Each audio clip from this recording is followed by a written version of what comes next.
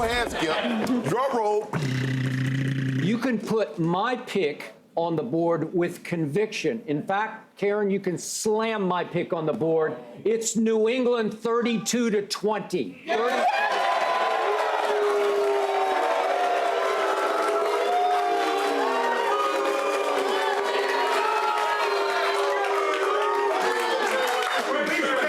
Yeah, boo you. My logic, Mr. Sharpe, is pretty simple. I've got Tom Brady on a year-long Deflategate mission, and I've got the greatest defensive mind in NFL history with the #1 ranked defense in pro football this year, New England's, with 2 weeks to prepare for the #1 offense. I'd say that's game over. That's New England all day, all the way. I picked as you recall, I picked the Patriots from day one of Undisputed. We launched September 6th because I told you this would be the year of Tom Brady. I told you that he was going to play possess this year to get even with an NFL commissioner who chose to sacrifice his legacy and his reputation by wrongly accusing him of cheating and lying about it. And again, the upshot of that, the goal of that, was to punish the Patriots for their history of cheating. And the collateral damage, from the NFL's view, was only going to be a quarterback who was going on age 39. But for me, the silver lining, as in silver Lombardi trophy, was that Tom Brady has played with a channeled rage unlike anything I have seen since Michael Jordan. And I know it doesn't seem right to put Brady and Jordan in the same sentence because they don't seem to fit together sort of athletically, but whatever burns inside them, I was around Michael in Chicago. I got to know him well. It's channeled rage, and I sense the same sort of rage in a very different package in Tom Brady. So now Tom Brady also has a new motivation. And again, not that he wished any injury upon Rob Gronkowski, but there was always a big asterisk over the last 3 or 4 years beside Tom Brady's name. And that was that he had the benefit of throwing to a guy you've even acknowledged is going on the greatest receiving tight end in NFL history. Yes. And I think a lot of people knocked Brady for that, as in, well, would he be that good if he didn't get to throw it to that guy that nobody can cover? Well, now there's no Gronkowski, so there's no more excuse there for the Brady haters. It's Edelman or bust. Really? Julian Edelman or bust? Chris Hogan's pretty good. Well, is he? He got two 100-yard games. Yeah, he came out of nowhere against Pittsburgh. You weren't saying he was pretty good all year. He came out of nowhere against Houston. Okay, but again, where was he all year? Penn State. He came out of nowhere. Buffalo is where he came out of. So now it's an Atlanta defense that features 4 rookies against a Tom Brady playing in his 7th Super Bowl. I got to tell you, that's a mismatch. I'm not going to say that Brady's just going to have his way all day, but you remember, his offensive line it might be the best he's ever had. So he will get protected. They can blitz all they want or whatever. I don't think they can get to Brady like they should.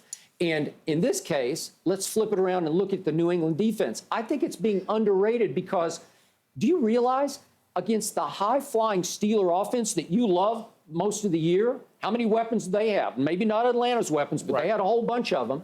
Do you realize Pittsburgh managed to score 9 points in that game of the AFC Championship game at Foxborough until 3:36 remained in the game, only 9 points. And I remind you, it was the mastermind Belichick who, in their first breakthrough Super Bowl against the greatest show on turf, the St. Louis Rams, a 14-point favorite that day, they held the greatest show on turf to 17 points.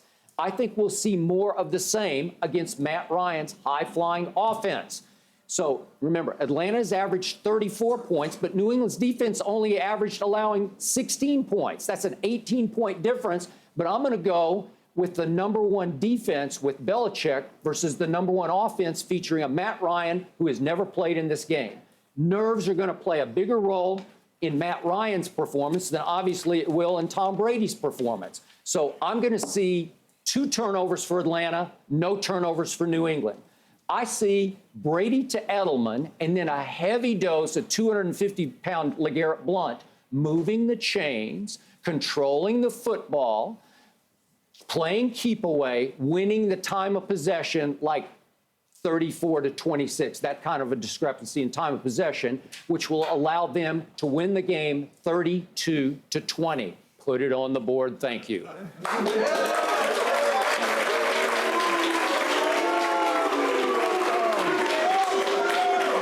Well, Karen, you don't have to slam mine on the board, but I'm just as strong in my conviction with my pick as you are with yours. I'm not sure about that.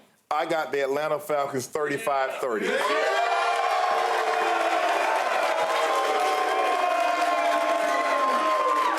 2017 has been the breakthrough season for a lot of teams having to skip. We saw the Chicago Cubs, after a 108-year drought, win the World Series. We saw a Cleveland sports franchise, after 54 years, win the NBA title. LeBron James, the king, brought that back to Cleveland. Wait, they lucked into it. They lucked into it. I mean, Draymond got suspended, but that's okay. There's an asterisk. And so after 51 years, the Atlanta Falcons will bring the second title to Atlanta. They're going to beat the New England Patriots, Skip. First of all, let me tell you how they do it. They got to stay away from negative plays on first down. You cannot be 2nd and 13, 2nd and 12. Stay away from the negative plays on first down. You can't be good on third down. You must be great. If you look at them on third down in the playoffs, they're 64%. That'll win you a lot of games, because what you need to do is, when you have their defense, the Patriots defense on the field, keep them on the field, because, you know, once they go to the sideline, Coach Belichick, Coach Patricia, Matt Patricia, the defensive coordinator, they're going to make their adjustments. It's hard to make adjustments when you're on the field. So keep them on the field, be good on third down. Skip, you got to keep your eye on your luggage. No turnovers. Turnovers, you play double in the Super Bowl, because we saw last year, Carolina Panthers turned the football over. What happened? It was a totally different ball game. In the red zone, if you take away the kneel down, the Atlanta Falcons have had 12 red zone possessions. They've scored 9 touchdowns. That's how you win ball games. You can't kick field goals against this team. You must score touchdowns. And when you do that, your defense, their smallest defense, Skip, Dan Quinn, he came from Seattle, and Pete Carroll, they're built to play with the lead. You hear DeMarcus Ware talking about, when we had Peyton, we get out to you early, and now Vaughn and myself, we could get out to the quarterback. That's what they're going to have to do. Coach Belichick, knowing him like I know him, he knows what they possess firepower-wise, the Atlanta Falcons. He's going to probably come out trying to run the football, Skip, because Atlanta can't win a close ball game. New England can win a 21-17 or a 24-20 ball game. Atlanta Falcons can only win one way: get into a shootout. Make it a 35-30 ball game. Make it a 40-something point ball game, because that's what they are. That's who they are. And I get it that when they beat the greatest show on turf, I still do not believe the greatest show on turf that year is better than what I've seen from the Atlanta Falcons this year. Matt Ryan has been lights out. 11 turnovers. They have the fewest turnovers, tied with the Patriots, the fewest turnovers all year. In the playoffs, they have yet to turn the football over. Skip, they're going to put pressure on them. I don't think Coach Belichick and the Patriots defense, because normally when you see the best defense, when you get number one offense, number one defense go, they normally have pressure guys up front. New England really can't pressure the quarterback. No. You said it yourself. They didn't even touch Ben Roethlisberger. They did not. And I know the big three is really, really good. But Pittsburgh's offense can't touch Atlanta Falcons' offense. They're the real deal. And because of that, and I know, how do you pick against Tom Brady and Bill Belichick, 7 Super Bowls, they won 4? Easy. I just picked against them. 35-30, the Atlanta Falcons.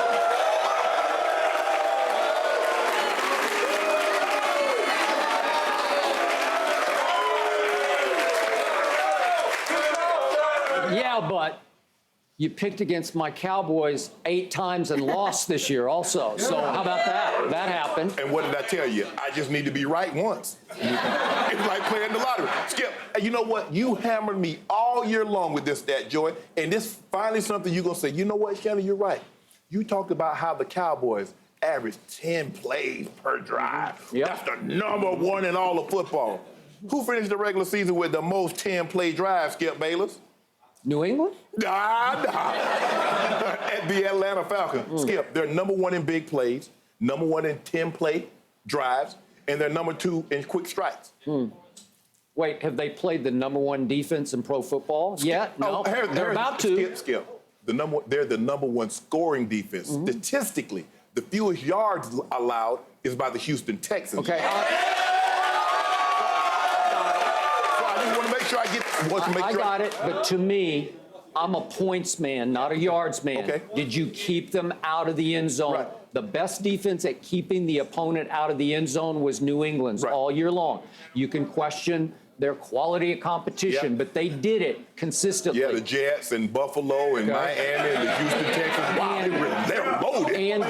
And the Pittsburgh Steelers that you originally picked to be in this game. But right? Le'Veon Bell got hurt. That's not an excuse. They won the ball game. They're here.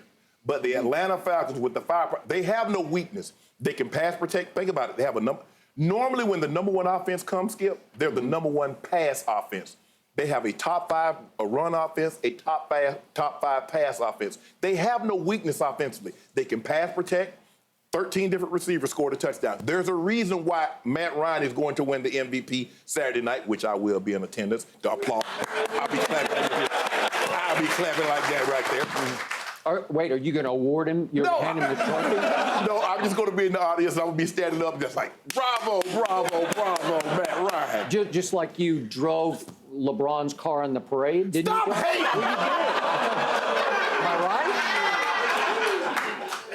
I foresaw of that great moment happening. Yes. I dreamed of this moment that Matt Ryan would have red and black confetti raining down on his head. We are the champions playing in the background, and Skip Bayless being miserable. I got to deal with Shannon Sharpe on Monday. I got to deal with Shannon Sharpe on Monday. You know what? I am not worried, and I have one final question for Mr. Sharpe. Yes. Are you sure that your bias isn't showing here because Matt Ryan is your neighbor where you live in Atlanta? What does that have to do with anything? Could that be? Could it be? I'm just throwing it out there. Well, I can't live in Tom Brady's neighborhood, so I got to pay. Skip.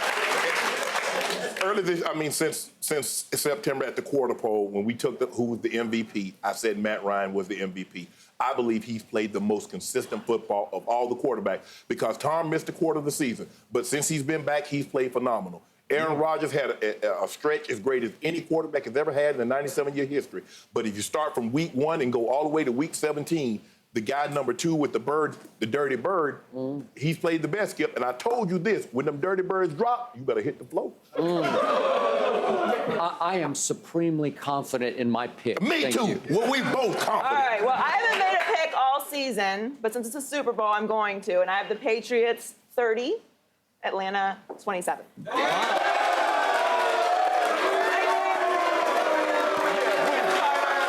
you all of a sudden now you want to make a pick? All of a sudden now. It's the Super Bowl. Where are the Dolphins? Where are the Dolphins? Where are the Broncos? Where are the Ravens? We were here last year. Brought to you by 84 Lumber. Are you 84 material?